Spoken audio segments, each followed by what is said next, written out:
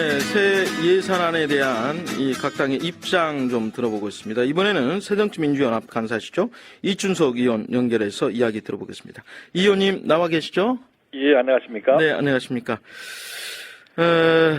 박 대통령과 여야 지도부가 내년도 예산안 법정 시한인 12월 2일까지 처리하기로 합의를 했고요. 물론 뭐 처리 안 되면 자동 상정이 됩니다만은 올해부터 예산 협상 담당할 예결위 간사로서 좀 각오가 남다르실 것 같아요. 하여튼 뭐 굉장히 무겁습니다. 올해 자동부제대가 12월 2일 날 실시되지 않습니까? 예. 그래서 그 기일 맞추면 졸속 심사라고 하실 것 같고 또 기일 안 지키면 법정 기간 어겼다고 비판받을 것 같아서 네. 고민이 많습니다. 지금 사실은. 예. 뭐 졸속 심사가 안 되게끔 해주시면 되겠죠. 예. 그래서 뭐 저는 이 시한 내에 처리하는 데는 100% 동의합니다. 예. 그렇지만 이것이 국회 예산심의의 발목을 잡는 빌미가 되어서는 안 된다. 예. 또 법으로도 보면 여기가 합의라는 경우에 예외 규정을 두고 있거든요. 네. 그런데 이런 규정은 싹 사라진 채 이게 완전히 그때까지 끝마쳐라. 예. 이 정부와 여당이 계속 압박하고 있는데 저는 마치 협박받는 것 같아요. 그게.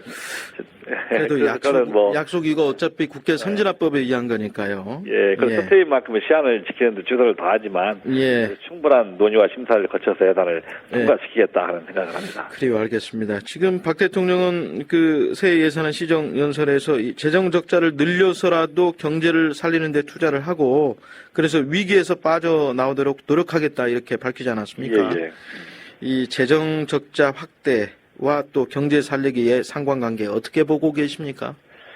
저는 경제를 살려야겠다 하는 부분에 대해서는 100% 동의를 합니다. 네. 그런데 이 박근혜 대통령도 시정연설을 하면서 이 경제를 살리겠다는 말씀을 하시면서 이 재원 마련에 대한 대책은 전혀 없으셔요.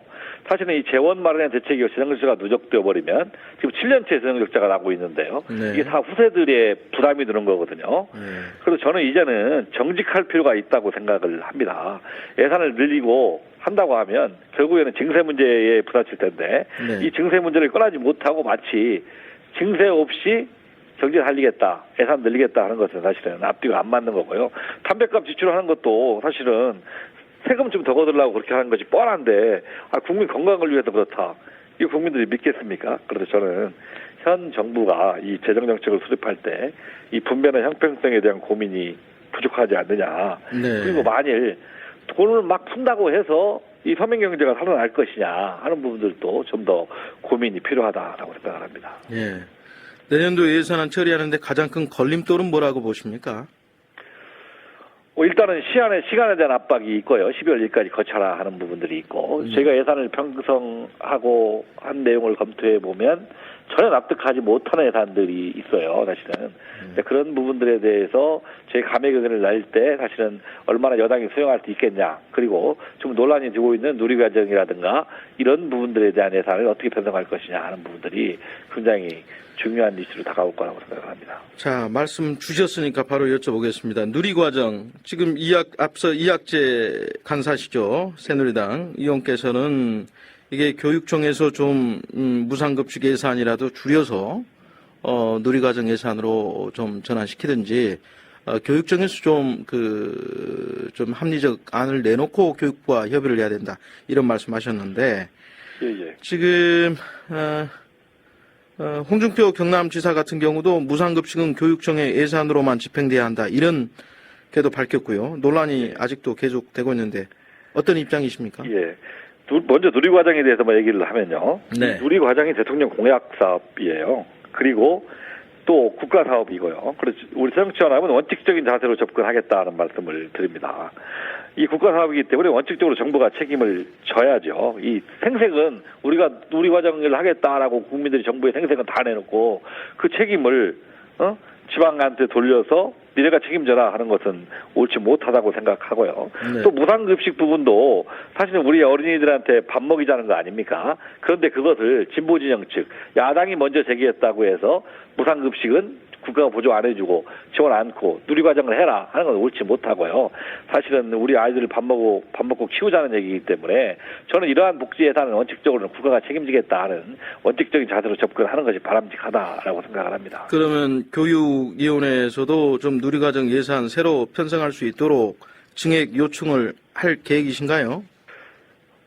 저는 원칙적으로는 뭐 어디서 부담을 하든 간에 예. 뭐 그것이 복지부에서 부담을 하든 교육위에서 부담을 하든 간에 그 예. 논란이 두고 있지만 네. 국가가 원칙적으로 다시 편성을 하라 하는 원칙을 전제할 겁니다. 네. 그리고 본격적인 예산안 심사 정말 무엇을 빼고 또 어디에 더 넣을 건지 이제 심사를 본격적으로 하게 되는데 예, 예. 대표적으로 예산 증액할 항목 또 뺄 항목, 감액 항목 좀 대략적으로 어떻게 예. 지금 세우고 계세요? 이 국회에서 시정 요구를 했음에도 불구하고 시정이 되지 않는 사업이나 연례적으로 집행 실적이 부진한 사업들 이런 것들은 삭감을 하게 했습니다. 그리고 4대강 후속 사업이라든가 방산비리, 해유 자원 개발, 특정 지역이나 특정 단체에 편중돼서 형평성이 결여된 사업들은 이 삭감하고요. 그리고 이 줄인 예산들은 100% 서민의 가계 소득을 증대시키고 이 열악한 환경에 처해 있는 지방 재원을 통해서 이 무상급식이나 보육 등의 복지 사업이 차질 없이 진행될 수 있도록 하여튼 최선을 다하겠습니다. 지금 4대강 사업 관련 예산 말이죠. 이게 지금 이학재 의원께서는 수자원공사의 그 8조 원 부채 문제, 원금 상환 문제, 이자 3천억 문제 이런 말씀을 하셨거든요. 예, 예. 정부가 어떻게든 매년 1조 원 이상 들어가는 유지관리비는 계속 이건 깎을 수 없고 원금을 어떻게 이렇게 좀 예산으로 이게 보존해 줄 수 있는지에 대한 방안을 논의해야지 무턱대고 깎을 수는 없는 거 아니냐 이런 말씀이신데 어떻게 보세요? 저희가 지난 이명박 정부 때부터 이러한 부분들 때문에 계속 4대강 사업을 사실은 반대했는데요. 그럼에도 불구하고 강행을 했어요.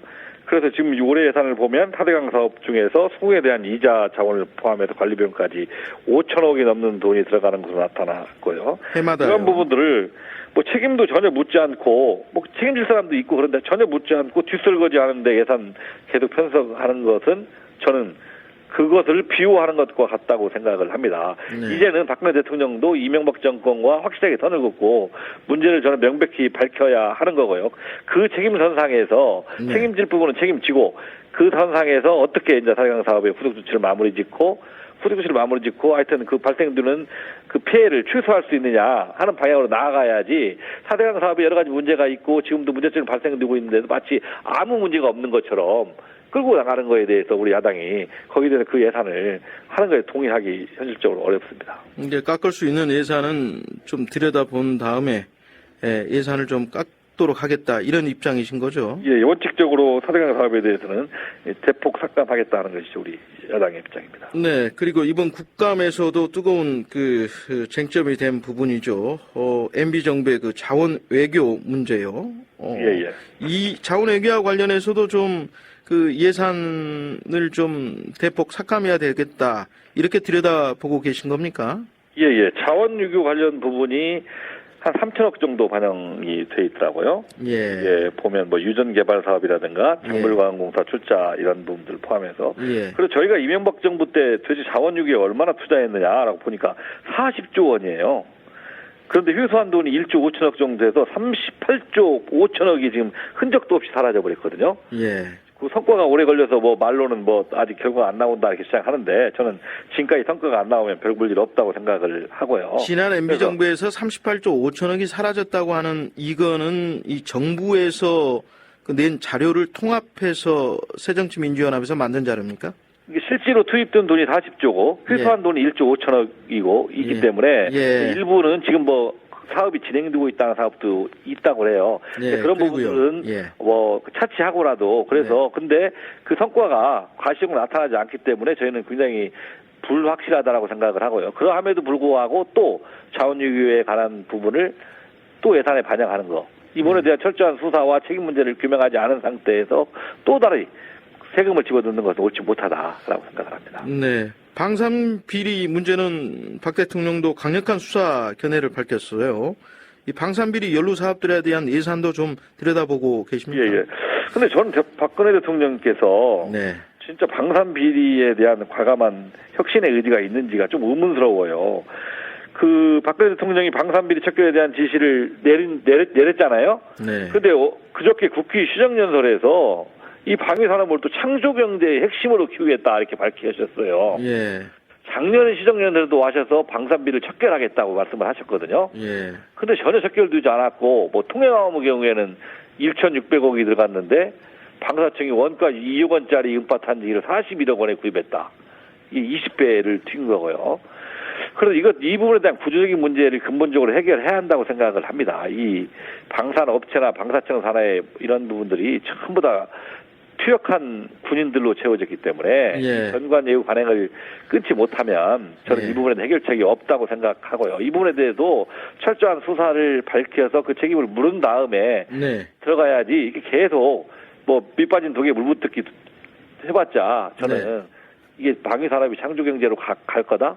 거기에 의문 제기를 하기 때문에 이 부분에 대해서도 철저히 심사하겠다는 말씀. 네, 이 의원님 한 1분 정도 남았습니다. 이 새 예산안 가운데 그 창조경제 사업, 이른바 박 대통령 관련 예산 삭감하겠다. 이런 입장이신가요? 창조 경제가 정말로 적은 돈을 들여서 많은 결과를 낼 수 있는 부분이면 정말 저는 창조경제 찬성을 합니다. 그런데 대부분의 사업들이 말로만 창조경제라고 붙일 뿐이지 네. 실질적으로는 예전에 있는 사업을 다 포장해서 액수만 늘리고 있어요. 네. 저는 이건 정말 창조경제 사업이 아니라고 생각을 하고요. 뭐 예를 들자면 농식품부의 축산분유 처리시설 사업 같은 것도 창조경제 사업이라고 하고 의류 민영화 사업 동의하지 못하는 것도 창조경제 사업이라고 하기 때문에 이런 부분들이 어느 것이 창조경제고 어느 것이 창조경제를 유피를 쓰고 있는지에 대한 철저한 심사를 내서 예. 해당되지 않는 부분은 저희도 대폭 삭감하겠다는 걸 가지고 있습니다. 그래요, 알겠습니다. 새정치민주연합의 예결특위 감사시죠. 이춘석 의원과 말씀 나눠봤습니다. 인터뷰 감사드립니다. 예, 감사합니다.